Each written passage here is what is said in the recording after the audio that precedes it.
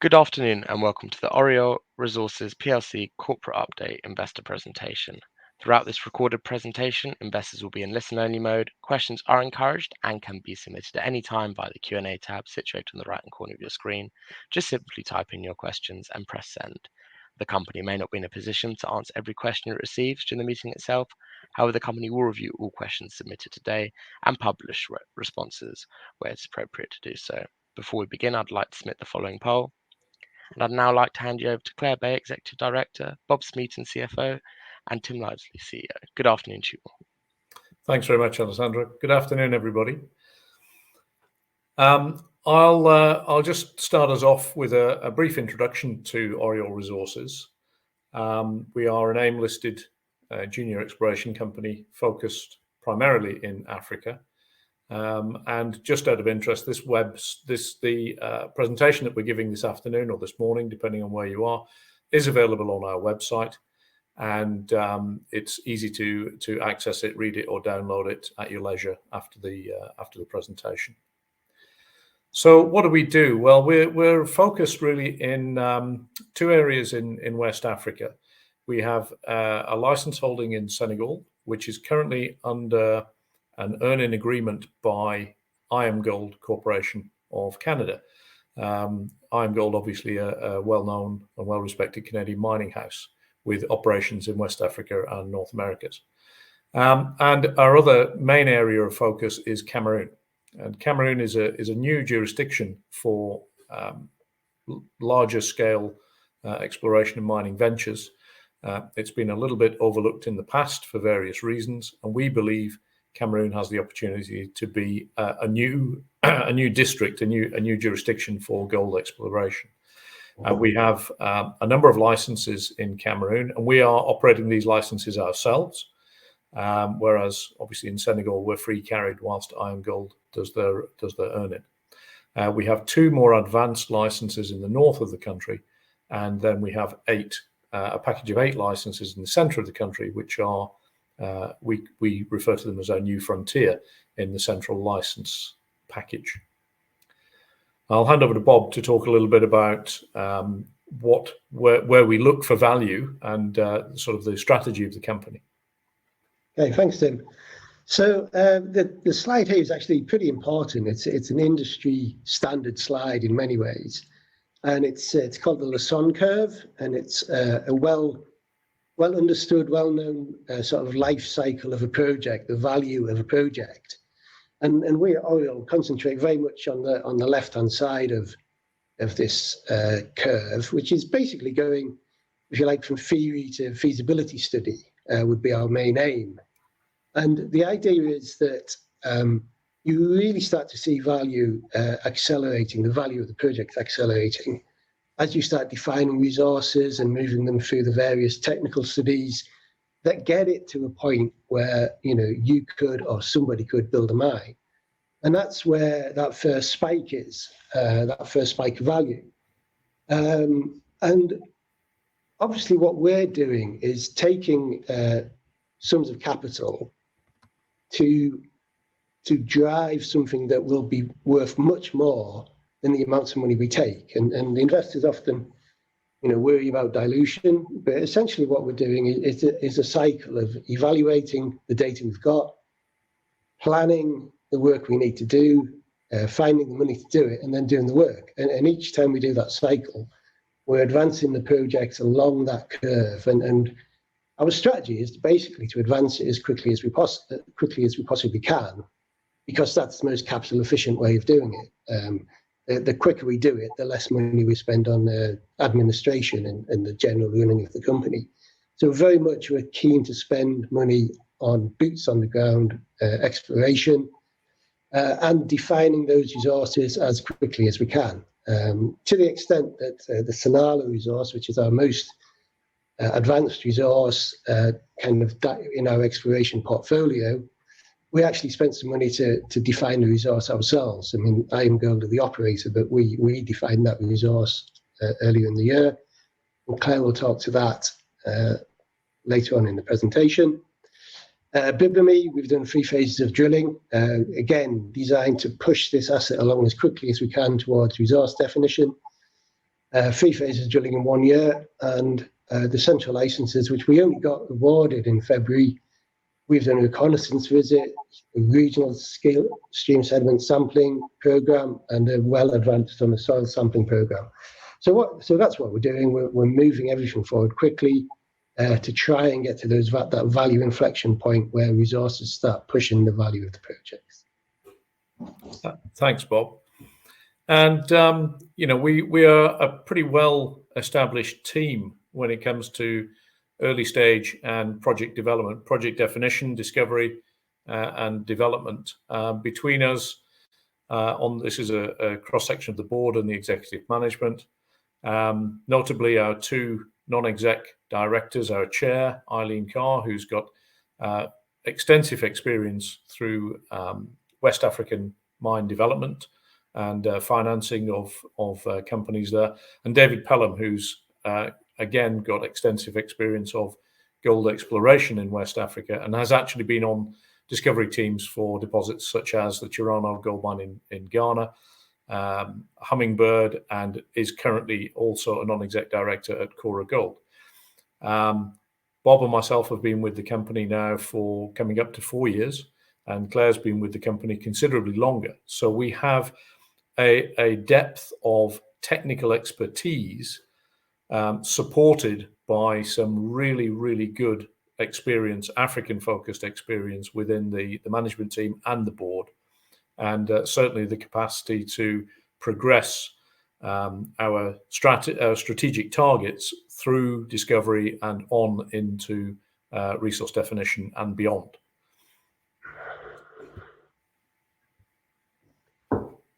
Yeah, so ORIOLE has been, as Tim referenced, ORIOLE's been in business since me and him arrived in 2018, but it's got a history before that, going back to 2006. And this is a sort of pyramid of our projects currently within the ownership of the company. The greenfield exploration in Cameroon makes up the base of the pyramid, and it's really where we're focused.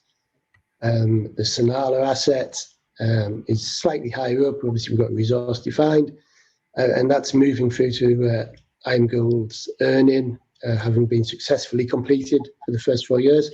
And then at the top of that pyramid, there's assets that we would consider legacy assets, that we would consider as valuable means of maybe raising some money by disposing of them. We've talked quite a lot about Turkey in the past. At the top of that pyramid is the Muradaya 1.2% royalty. This is on a 68,000 ton potential copper mine. I think when we initially converted to royalty, the copper in our royalty was worth something like $4.5 million. Copper price has since pretty much doubled, and the project's advanced along. Muradaya, the team behind Muradaya, very close to submitting an EIA, which we would expect to be successful. There's been an awful lot of work during the COVID years to make sure it will be successful this time around, and we look forward to being able to realise some value out of Muradaya as it moves further down the path to mine production. Thanks, Bob. Obviously, although we're a junior company and with limited funds to operate our exploration targets, we are still committed to the social license to operate, as it used to be called, the ESG, as it is referred to these days, environment, social governance. The reality is that a lot of the social license to operate, a lot of the things that you do as a junior explorer, you do naturally anyway. This is not something you need to be told to do. I mean, I've been working in Africa, well, globally, but with a big focus on Africa for the last 32, 33 years. And you very quickly learn that you have to be a decent human being in everything you do. So what we've done with regard to ORIOLE's position on the ESG goals is we've looked at the Sustainable Development Goals that have been outlined by the UN. And we've selected for further focus the ones which are particularly relevant to us as a junior explorer, interacting with local communities, with local teams on the ground, And we're making sure that we address the gathering of supportive data for that, so that we can give ourselves something to measure ourselves and our teams against. But the reality is this is day-to-day bread and butter operational procedures that we would do anyway, and we have been doing throughout our careers. So it's nothing new to us. The only new thing is that we're now putting it in a format which is matching and meeting international reporting guidelines. So on that, I'll hand over to Claire to take us through the Cameroon projects and then the Senegalese project. Claire. Thanks, Tim. So as Tim referenced earlier, we look at Cameroon as a new destination for gold exploration. We've been operating there for over 3 years now. And the reason we were attracted to the area in the first place is that it's been significantly overlooked by the international investment community. But geologically, it sits between the Congo Craton and the West African Craton in a mobile belt that's got deep tapping structures that if you reconnect Africa and Brazil, they trend all the way through to Brazil and are known for gold mineralization in South America. So we were highly interested in this area. We have thus far got a portfolio now of 10 licenses, and the initial 2 licenses that Tim referenced before in the north of the country, we've met our earning obligation there and reached a 90% holding in those as well.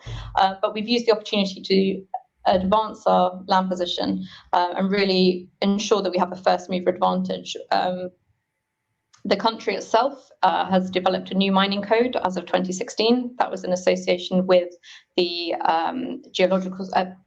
Finnish Geological Survey, and they've also had World Bank funding, more than $30 million, to undertake a prospectivity analysis called PRECASEM, and that was also supported by BRGM undertaking the technical work there. It included everything from mapping, stream sediment sampling, thin section analysis, but basically identifying the prospectivity across a range of commodities to really open up, to flag and promote the opportunity within Cameroon to identify various commodities. And we feel that we're at the forefront of that with respect to gold. The BIBEMI project is one of the most advanced, it is the most advanced project, but it's one of the northern projects that Tim referenced earlier. We first signed the agreement in 2018 and subsequently have spent more than $3 million on advancing the asset. This project was a former project of reservoir minerals, and so there'd been a certain level of surface exploration that had been completed at that time. However, we've undertaken a substantial trenching program initially to identify the geological and structural controls on the gold mineralization in the area, and use that to help design our maiden drilling program, which we completed for 3,000 meters in H1 last year. That was focused on effectively pilot testing for key zones at surface, Bekassi Zone 1, Bekassi Zone 2, Lawa West and Lawa East, as shown on the inset map there. And what it told us is that the gold systems that we're seeing at surface, these quartz veins hosting gold, do continue at depth. And to date, we found that the system extends to more than 100 meters below surface. And the system is 12 kilometers extending along strike. The most laterally continuous zones we identified at Bekassi Zone 1, and so initially we've targeted our follow-up programs on that zone, although the other zones are also highly prospective, and we've actually returned visible gold from two of the prospects, Lawa East and Bekassi Zone 2. Structurally, they're a little more complex, and so we have taken a little step back there to do a bit more investigative work prior to any further drilling there. But stepping back to Bekassi Zone 1, some of the results that we've seen to date include wider zones of 9 meters at 1.3 grams a ton, 6.5 meters at nearly 4 grams a ton, but also narrower zones of higher grade mineralization. For example, 1.1 meters at 17 grams per ton, 0.8 meters at 28 grams a ton. And what this is telling us is that we've got grade variability within the system, what some people refer to as nugget gold system. And so it would, and this is supported by the fact at surface, we were in the north of the system, we were getting rock chip samples returning more than 100 grams per ton. The next step for this program is to build on the diamond drilling. All of the drilling we've done to date has been diamond drilling, more than 6,000 meters of it in total, which has given us great geological and structural information, but it's not created bulk samples that help give us a better handle on that grade variability within the resource model. And so what we would be looking to do as the next step would be to undertake RC, which will give us greater volume of sample, and we can start trying to flesh out the zones of dilation within the system and where we're getting blowouts in grade. But the Bekasi Zone 1 so far, as I mentioned, confirmed more than 100 meters below surface, and this zone here is confirmed that we've got grade continuing over more than 1 kilometer strike length within that 12-kilometer system. And the widths, as I mentioned, we're wanting to see where the volume of the system is. The widest zones of this are up to 150 meters wide. So really now it's coming down to how does that grade look in its distribution, and how frequently can we intersect these higher grade zones within that system to make sure that we're getting that, that grade distribution through the crust. Moving on to the southern portion of the license, the Lower West and Lower East targets. As I mentioned earlier, we're taking a step back. It's particularly on the Lower East side and Bekasi Zone 2, it's structurally more complex. So we wanted to firstly complete a infill soil sampling program to give us better resolution on the geochemical anomalism. And the results are shown on that left-hand map, and confirmed at the end of last year that we do have continuity of the system between Bekasi Zone 1 and Lower West. Now there's nearly 3 kilometers strike length between those two. So it was really encouraging to see that that continues, albeit we do have a jog of the system and some rotation of the system. But we're also, the team is on the ground now undertaking ground mag geophysics over the prospects, again focusing on finding the most dilational parts of the system where we could potentially identify further drilling targets, and really expanding that program outside of the Bekasi Zone 1 target.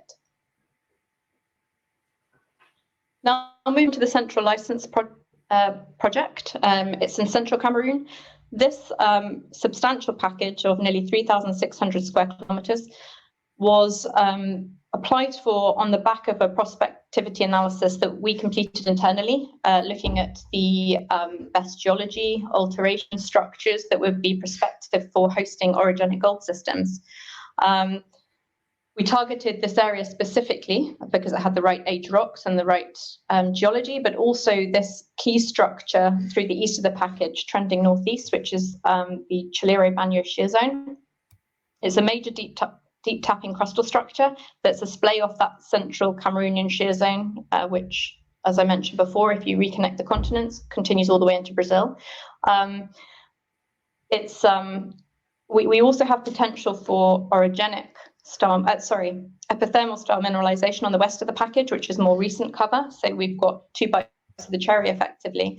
The good thing about this area is that it's really accessible. We've got a north-south road, tarred road, which is the main highway that goes through central Cameroon. That passes through the east of our package.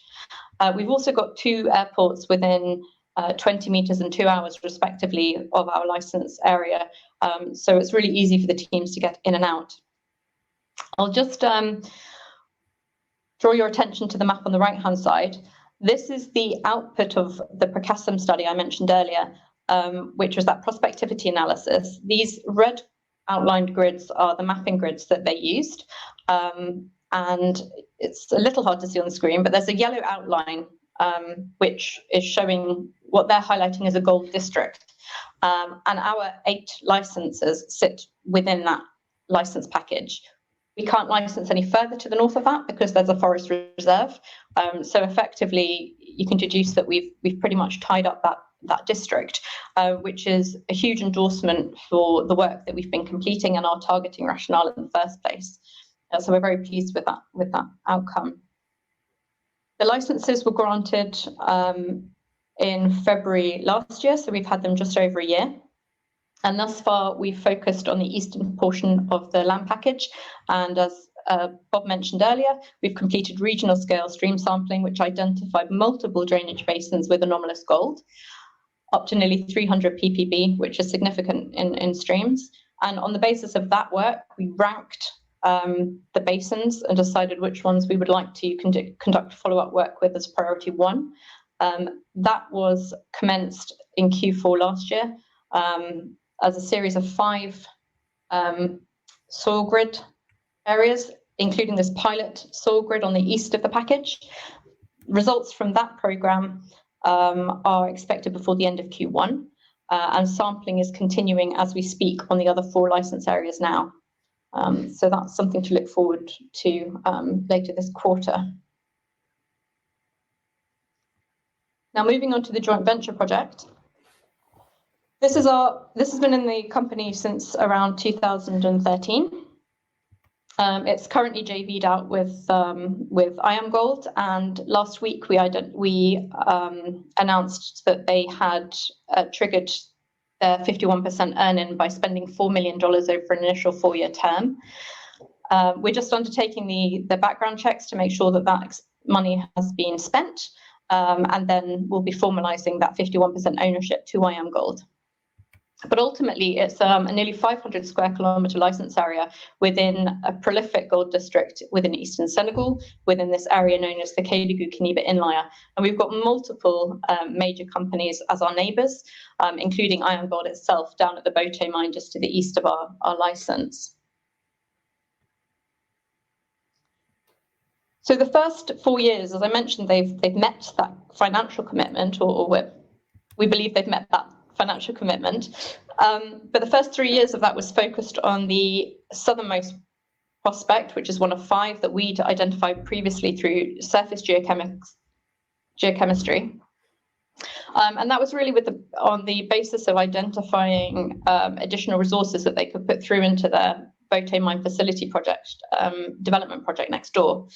However, the last year of the earn-in has been focused on the Faro prospect, which is in the north, around 40 kilometres to the north, and that's where we believe that there has standalone mine potential. And this is why. The Faro prospect has 3 key target areas extending over a 6-kilometre strike length. The most advanced of these is the Faro South target in the centre, and it's where we'd completed the majority of our drilling prior to IAMGOLD's involvement, and that includes intersections of 20 metres at 30 grams a tonne, 60 metres at 2.2 grams per tonne. IAMGOLD initially completed 2 further diamond intersections just really to truth check those results, and I'm pleased to say that they delivered intersections of 70 metres at 1.46 grams per tonne. Thereafter, they completed an RC drilling campaign of 5,000 metres, and that was really focused on extensional drilling at Faro North, where we'd previously had 3 fence lines of RC drilling, and also at Faro Far South, which hadn't been drill tested previously. It was a surface anomaly that looked highly prospective, but it hadn't been tested at depth. And arguably, that's delivered even better intersections, including 35 metres at 3.6 grams per tonne. So really, that's looking to shape up to be quite a significant. I mean, these really are world-class intersections that we're seeing here. So the reason we believe it's got standalone potential is highlighted by this cross-section here through the Faro South target. Really, it's showing that we've got a depth of oxidation of 80 metres, which means it's available for open pitting at low processing costs, because Mother Nature's already effectively broken down quite a lot of the sulfide material that's quite difficult in processing and harder to get the gold out. But also we've got circulation and supergene enrichment at the surface, which is meaning that we've got gold distributed in wide intervals. which again means that when you come to open pit mine, you're having less waste material and more mineralized material. And as Bob alluded to earlier, we completed our own JORC calculation estimate independently of IAMGOLD, and that delivered 155,000 ounces grading 1.26 grams per tonne. As you can see, that falls within 2 pits over a 950 metre strike length. But what's important to highlight here is that this is based on exploration drilling, not resource drilling. And highlighted within this box here shows the potential for the exploration target here, which is still JORC compliant.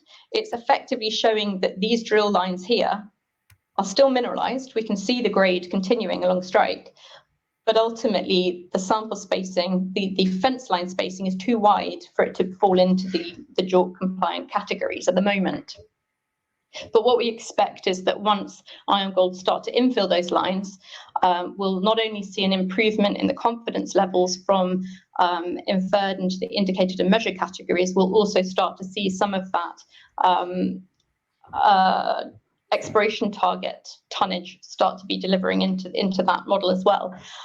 And of course, this doesn't take into account anything that's been identified at Far North or Far South. So there really is significant potential to enhance the resource here. And the table at the bottom is just highlighting what I said earlier. We've got a deep oxidation profile here, and that's just showing that the bulk of the resource defined to date is falling within that oxide category. Just focusing again on Far East South, this was just a zoom in of some of those grades that they've delivered through the recent drilling. It is located 800 meters to the south of the Far East South mineral resource estimate. And so all 3 systems the recent drilling has identified is open to the northeast. There's potential to extend all of these systems, and potentially we do expect them to be multiple pits along the strike ultimately, but there may be connectivity of those depending on the grade distribution along the strike. And I think, sorry Claire, just before you move off that slide, I think one of the things that's important to note, the recent drilling at Far South has given us targets outside of the surface envelope of mineralization. Now, this really goes to what Claire was saying about multiple pits. You know, we expect this type of system to have a series of plunging ore chutes, and this drilling in the Far South target explains exactly that. There's an ore chute which isn't coming to surface at that area, therefore it's likely that there's a plunge direction there that we're not seeing in the surface expression, but we are intersecting with the underground drilling. So as Claire says, this Far project area, over 6 kilometers, has got massive potential for multiple pits. And, you know, we liken it to something like the Chirano type deposit in Ghana. Yeah, absolutely. And we're free carried on it. So any success that IAMGOLD are seeing from the exploration campaigns, we obviously share with our investors and will benefit from the upside ultimately. And then just going to hand back to Bob to discuss our various investments within the group. Yeah, I mean, we actually touched upon these earlier in the deck. You know, the only new information on there, I guess, is that, you know, we're pretty much the first exploration company in the UK to take advantage of the R&D tax credit scheme. But I might take this chance to answer one of the incoming questions that's come in around Muradaya, Courage, and Hassan Chalabi. So let's start with Hassan Chalabi, which is probably the simplest situation. Hassan Chalabi is an asset in Turkey. It's been partnered out. The partner are drilling quite extensively. There's a $500,000 success fee payable to us once they get through EIA stage, and you know, a 100,000 ounce resource, which we're pretty comfortable they'll get to the resource figure. We've seen the drilling results, but the EIA stage will take some time. Courage, as people who followed us will know, the success-based fee was actually triggered back in 2019 and we received 75,000 of it. And we've been suing the partner ever since, pretty much, trying to make them pay through the courts. Now, this actually moved on really successfully from a legal process point of view during 2021, and to the extent that we got the courts to grant an interim injunction, and actually did a raid on their offices. So, we had our lawyers in Courage's office, in Anadolu's offices. But being an exploration company, there's not an awful lot there to take. We're still pushing ahead with the case. We're now trying to attach that case to the parent company, who would have something we could get hold of. But, I think ultimately we'll reach a settlement with Anadolu. The courts keep finding in our favour. They've accepted the success-based fees payable because they've paid some of it. It's as clear as a case as you could imagine. Ultimately, it will come down to if doing a deal or accepting some sort of payment plan with them, or a court case in 2 years' time when they'll pay us the fee plus interest plus penalty plus costs. So pretty comfortable on Courage. And Merdea, we speak frequently with a host of royalty companies. Just lately we've eased off a little bit because Merdea is actually so close to getting through EIA, which is a key stage in the path to actually becoming a mine. Once they get EIA done and dusted, they're probably 18 months from being a producing mine. And so getting past that process inherently reduces the risk, therefore increases the value of our royalty.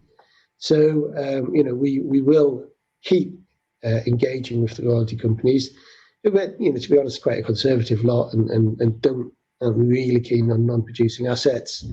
But, we keep pushing it, and we will eventually, I believe, find a solution on Merdea.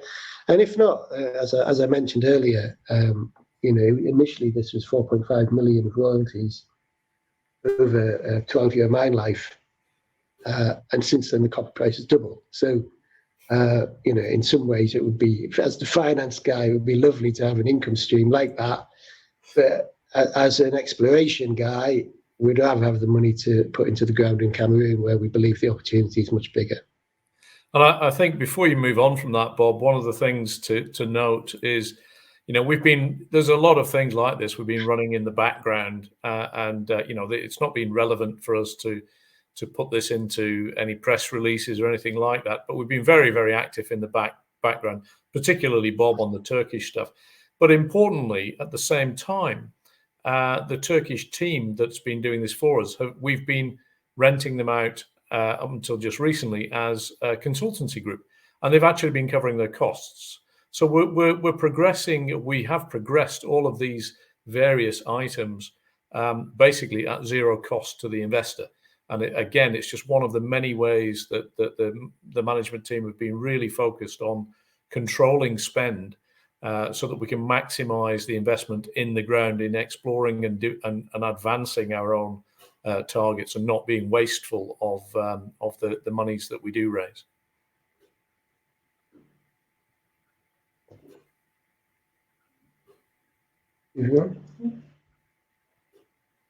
Okay, the peer comparison. We started putting this peer comparison in, just to, I guess, show that we're always conscious of the share price, always conscious of what we believe to be an undervalued market cap, and the peer comparison, kind of draws that out. And particularly if you go sort of to the middle of it and look at ASX traded and CSX traded companies who don't have any resources, don't have a huge amount of projects, and have got market caps well in excess of ours. And then I guess the other point to note on this is, at the point I alluded to earlier, you go down to the likes of Cora Gold and Chester, who've pushed ahead aggressively with drill programs to define resources, and they've got triple the market cap. Less complicated businesses, less legacy assets, but triple the market cap. And that's very much, the theme we like to pursue. We want to get resources onto the balance sheet and into the share price. And I guess it's back to Tim. Thanks, Bob. Yeah, so really just to wrap up before we go on to the Q&A, what are we doing? Well, we're doing good quality exploration. We've got some fantastic projects, particularly the advanced projects in Sonala, which we think have got huge value potential in an existing highly endowed area, but also in Cameroon, which is a new frontier. I mean, this is the targeting steps that we've taken here are sort of industry-wide standard targeting steps, and they've really been validated. Our position has been validated by the fact that the pre-CASM program, this prospectivity program, has identified the exact area of our central license package as the most prospective area for gold exploration in Cameroon. So, we really are carrying out quality exploration. We are engaged as a stakeholder, should be, as a responsible exploration mining company should be, in the communities and in the areas and the countries in which we're operating. We have some more advanced assets, as Bob's spoken to, and those give us opportunities for future routes to value, which will help reduce the amount of money we need to raise to continue exploration and ultimately add value back to the shareholder. And, we're a very skilled and experienced team driving this forward. So, we honestly feel that we are a good proposition, and that the takeoff, sort of the runway has been well built and well prepared, and now we're just ready for the takeoff. So maybe now's a good time to go over to some Q&A. We have Tim, if I could just jump in there. Thank you very much for your presentation. Ladies and gentlemen, please do continue to submit your questions using the Q&A tab situated in the top right-hand corner of your screen. But just while the company take a few moments to review those questions submitted today, I'd like to remind you that a recording of this presentation, along with a copy of the slides and the published Q&A, can be accessed via your investor dashboard. We did have a number of pre-submitted questions ahead of today's event, and Tim has kindly responded to those, and they'll be published along with the responses to the live questions after today's presentation. As you can see, we've also received a number of questions throughout today's presentation, and thank you to all the investors for submitting their questions. Could I ask you to read out the questions and give responses where appropriate to do so, and then I'll pick up from you at the end. Thank you. Thanks, Alessandra. So there's a couple of questions that have come in regarding IAMGOLD. So the first question, IAMGOLD have committed to the next spend of $4 million in 2 years to own 70% of Boto. That spending takes us to 2024. At that point, what is the best way for ORIOLE to realize value from the JV project? So this is obviously the Sonala license. It's actually a commitment to invest $4 million in exploration on the entire license. And at the end of that, IAMGOLD reaches their maximum position. They've got the potential to get to 70%, leaving the Stratix EMC joint venture, which is our vehicle, with the remaining 30%. Now, what is the route to value at the end of that? Well, obviously, if the prospects on the Sonala license do continue to give us the sort of results which Claire's already spoken to, multiple tens of meters at multiple grams, then it's likely that we'll be able to extend the maiden resource that we've already published on the Fare prospect, and possibly some other new resources to add to that, to take us to some standalone mining operations, or possibly in the south at Sarudia and Medina Bafe, to take us to some satellite pits that could feed into the Boto project. Now, obviously, this is all contingent on IAMGOLD developing Boto, but in both cases, there's a significant chance that these will be massively valuable assets. At the 70% earning point, the terms of the joint venture agreement are that we then have the opportunity to contribute pro rata to any development that goes forward, or we have the opportunity to just simply dilute down to a royalty position. Now, that royalty position is 2%, I believe, Claire. Correct me if I'm wrong. which is a significant royalty position on a gold prospect in West Africa. So really that choice we don't need to make right now. We've got 2 years while they continue to explore, and then we see what to do there. There is obviously a third choice, which is to sell our 30% remaining stake to a third party. So we have 3 different options to value there. And if you consider the area and the prospectivity of that area, there's a high chance that something interesting will come out of the Sonala license, which we will realize value from in some way. As I said, we don't need to make those decisions right now. The other question on IAMGOLD specifically, IAMGOLD have been under pressure from activist investor RCF, that's Resource Capital Funds, large multi-billion sector-specific mining fund, which has led to RCF getting independent directors onto the IAMGOLD board. Have ORIOLE met with IAMGOLD recently? Have we seen the RCF board changes affect any of the plans with regard to ORIOLE, Boto, or the Faro JV project? Obviously, we know IAMGOLD. We meet with them on a regular basis, but primarily on a technical position. We are a small junior company with a joint venture license that IAMGOLD are earning in on. I wouldn't expect to meet with the board and discuss IAMGOLD's key strategic decisions and directions for the company. So no, we haven't discussed with them what the impact of this will be. But obviously, we are very happy that IAMGOLD and RCF have come to a compromise position on the makeup of the board and the management search for the new CEO.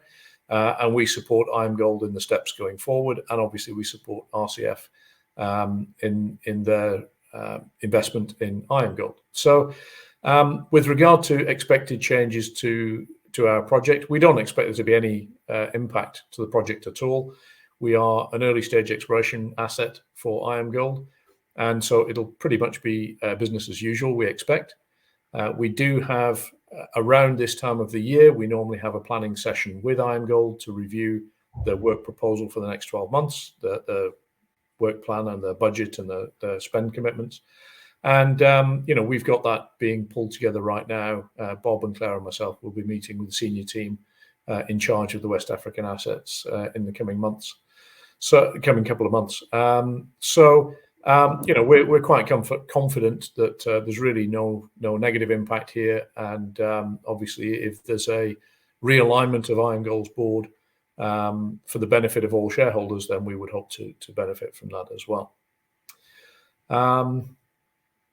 Another question that's come in here: do ORIOLE intend to form a strategic alliance with a miner for the Central Cameroon licenses? Our development plan, we're a prospect generator, so we identify target areas that have been overlooked or underexplored in our opinion, and we get into those areas, we try and make new discoveries and move those discoveries along the resource pipeline. And this is exactly the plan for Central Cameroon. We've been there for 12 months, and we've already massively improved and de-risked that target area for potentially multiple projects to be developed in that footprint, that 3,500 square kilometer footprint.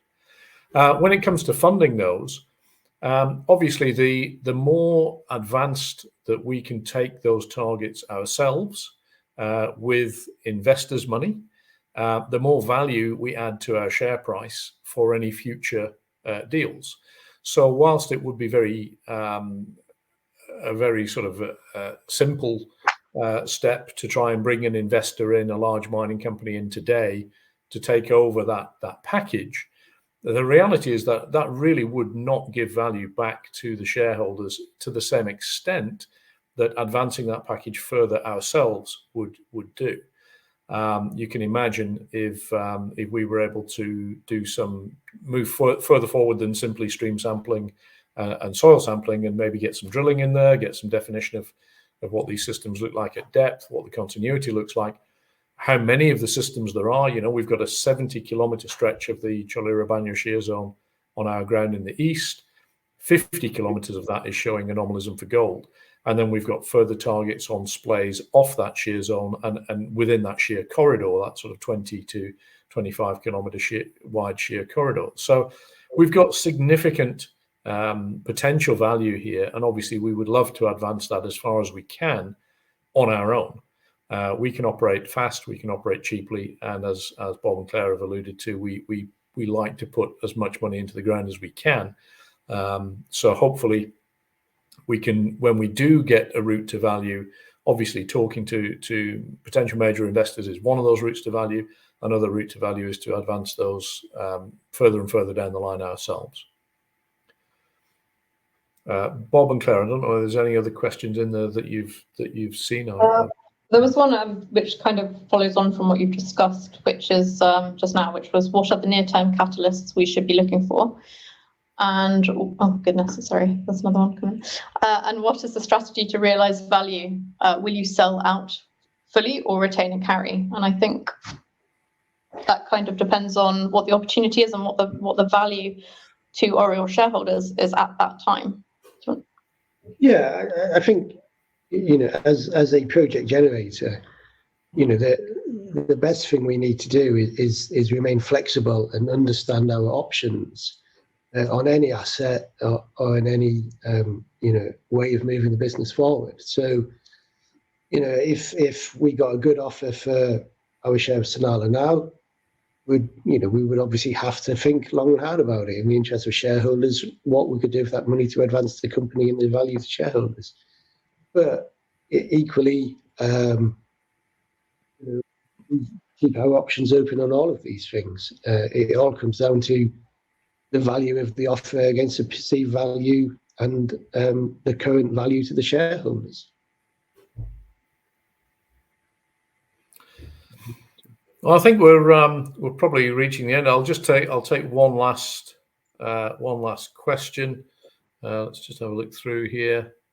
Yeah, one question on cash. Sorry if I missed it, but are we okay for cash for the immediate future? Bob, I'll throw this over to you as the CFO. You take one last question. I